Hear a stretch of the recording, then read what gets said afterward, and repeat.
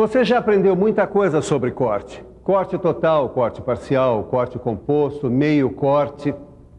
Também já estudou a representação em seção, que é semelhante à representação em corte. E aprendeu como se interpretam desenhos técnicos mecânicos com representação de encurtamento, o que requer a imaginação de cortes em peças. Mas você não aprendeu tudo sobre cortes. Há ainda um outro assunto muito importante que você vai aprender nessa teleaula de hoje. Na teleaula de hoje você vai saber o que é omissão de corte, vai entender quando e como aplicar a omissão e vai ver muitos exemplos de desenhos técnicos com omissão de corte. Agora preste muita atenção que a nossa teleaula de hoje está apenas começando. Posso falar uma coisa? O desenhista errou, cara. Escuta aqui, que discussão é essa, hein, rapaziada? Que bom que você chegou, Silva. Dá uma olhada nesse desenho aí, cara.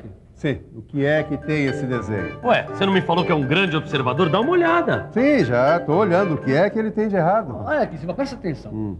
Esse triângulo aqui da figura não está churado e faz parte do corte. Devia estar churado, concorda? certeza. Acho que o desenhista esqueceu. Não, o desenhista não esqueceu de nada. Foi um esquecimento meu.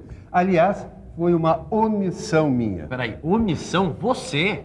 Por quê? É que eu deixei de falar a vocês sobre a omissão de corte.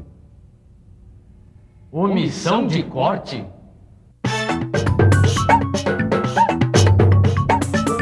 Omissão quer dizer falta, ausência.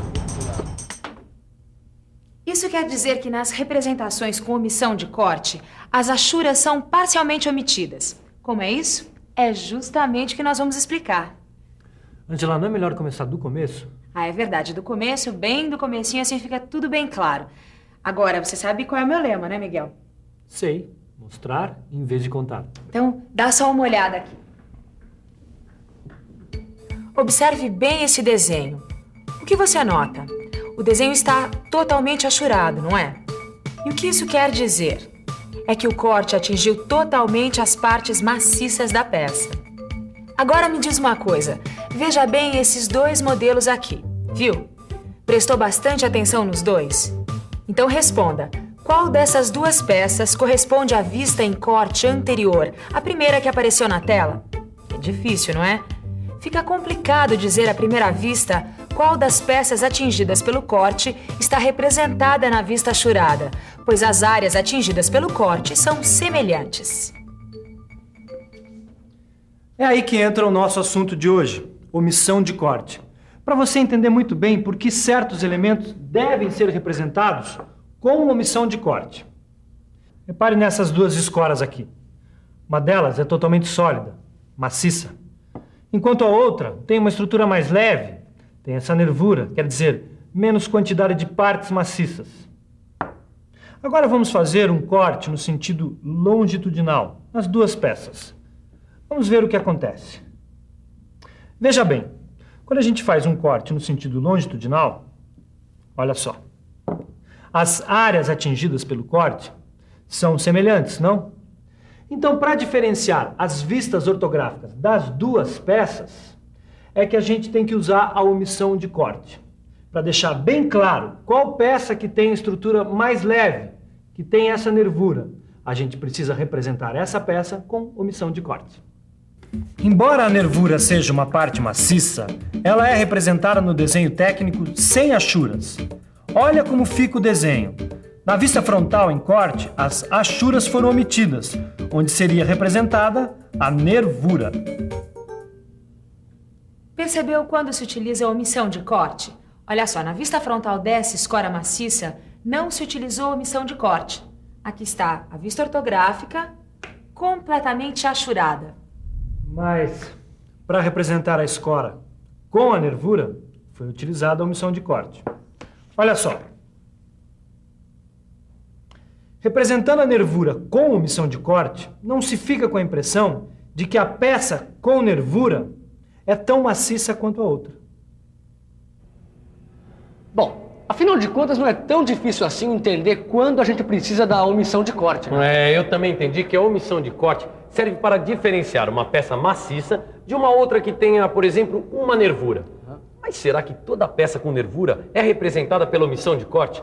E, na verdade, quais quais os tipos de peça que são representados pela omissão de corte? Boa pergunta, Tito. Na verdade, apenas alguns elementos podem ser representados em omissão de corte quando seccionados longitudinalmente. Bom, quer dizer que tem uma lista de elementos que são representados pela omissão de corte? Ah, sim.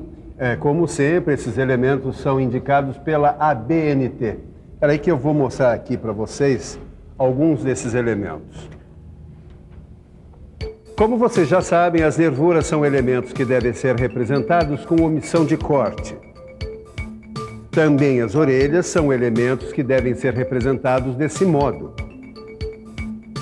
E além das nervuras e orelhas, outro elemento que pode ser representado com omissão de corte são os braços de polias e os dentes e braços de engrenagens, como neste exemplo aqui. Ananias, tudo bem? Oi, Marcos, tudo bem? Vai. E aí, como é que ficou aquele modelo que eu fiz para você, hein? Ficou perfeito. É por isso que eu vim encomendar um outro modelo para você. Claro, vamos olhar o desenho. Olha aqui. Eu acho que esse desenho ficou meio esquisito.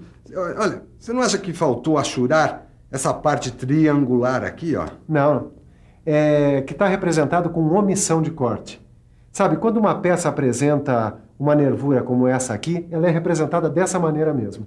Ah, é? Não sabia disso, não. E você? Agora entendeu direitinho como é um desenho técnico com omissão de corte? O corte foi imaginado vendo-se a peça de frente. A vista onde o corte aparece representado é a vista frontal. A nervura foi atingida pelo corte no sentido longitudinal. Repare que na vista frontal, a nervura está representada com omissão de corte. Abaixo da vista frontal vem o nome do corte, corte AA. O local por onde passa o plano de corte vem indicado na vista superior pela linha traço e ponto estreita, com traços largos nas extremidades. As setas apontam a direção em que foi imaginado o corte. As letras ao lado das setas identificam o corte.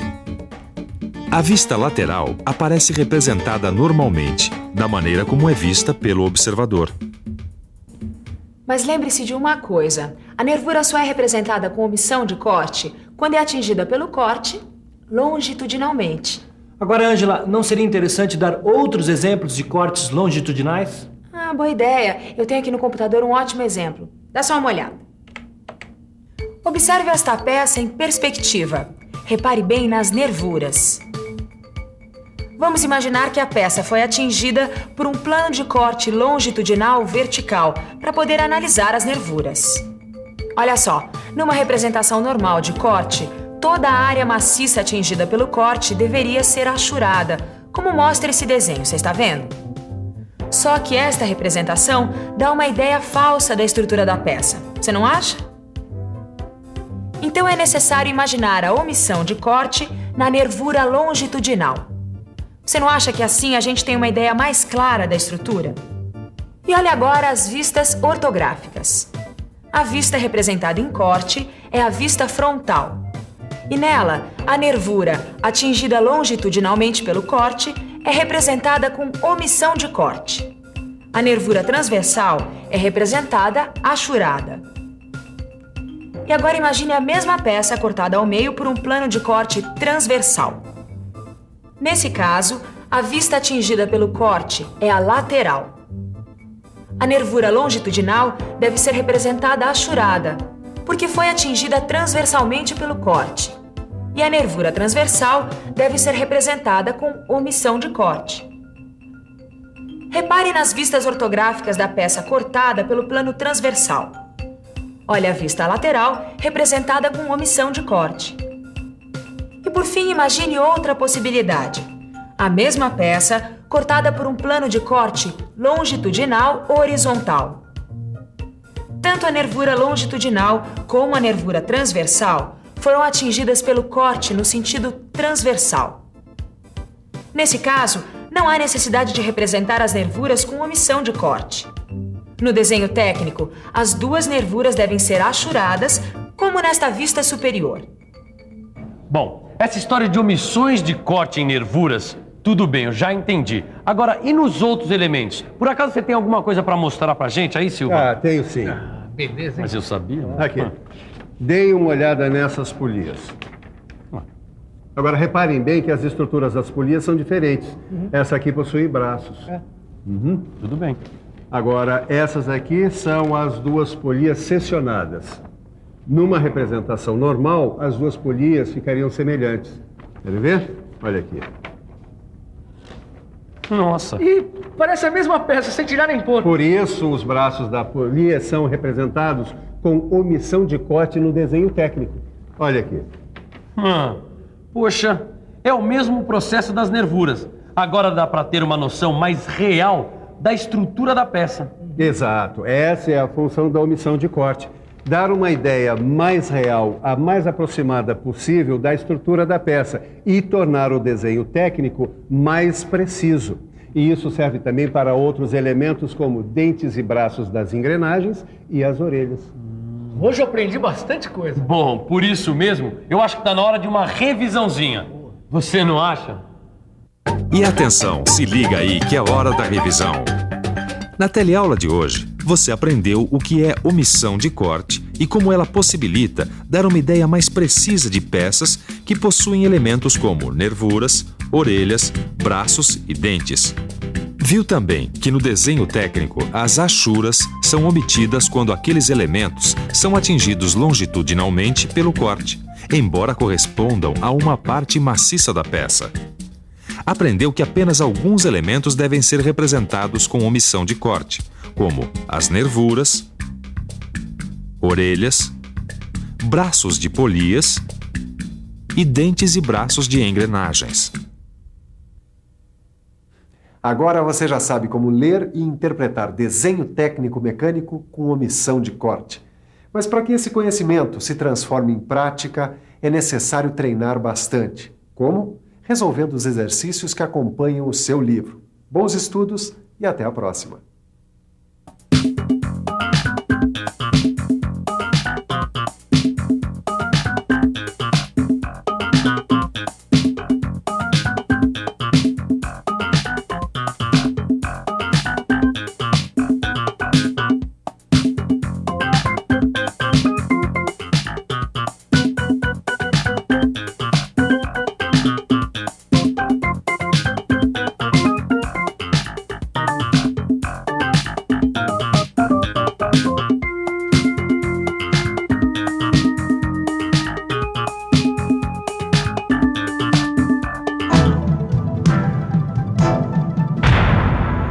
Telecurso 2000, um programa de educação do Sistema Fiesp e da Fundação Roberto Marinho.